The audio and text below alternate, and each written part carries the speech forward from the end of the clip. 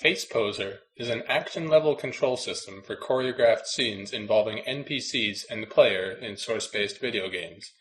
It was initially used in Half-Life 2 in 2004 to script out scenes as complex as Dr. Kleiner's lab, or even as brief as telling the player to reload. Behind you! An action-level control system means that you're not doing the animating yourself, but you still dictate much of the performance. Animators create a wide array of small, simple gestures, which are then applied based on their need to individual scenes. Multiple animations can be layered to produce a compounded effect.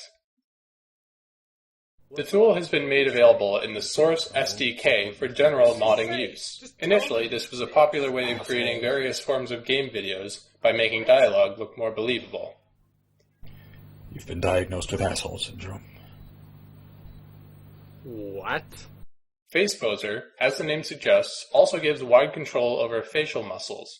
Rather than do motion capture of an actor's face, the choreographer must manually decide what muscles dictate certain emotions, and use these to apply certain static expressions or animate facial muscles over time.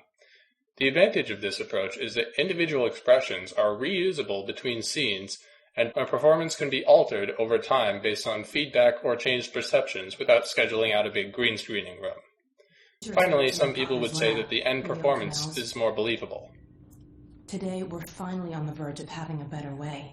For the mod Black Mesa, a recreation of 1998's Half-Life in the Source engine, I performed various forms of choreography, including emotionally intense moments between the scientists and the player, as well as brief scenes intended to keep the player moving forward. What the hell? Now let's get back to work. We should at least try to look busy.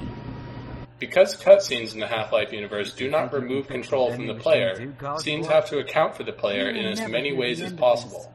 We avoid assuming the player will stand in a certain spot, allowing NPCs to look and face based on his current position. Tell you how to get there. When an NPC moves someplace, we cannot assume this will take a static amount of time in case the player blocks his movement.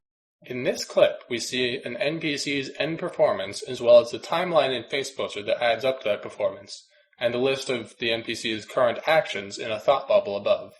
Oh, would you look at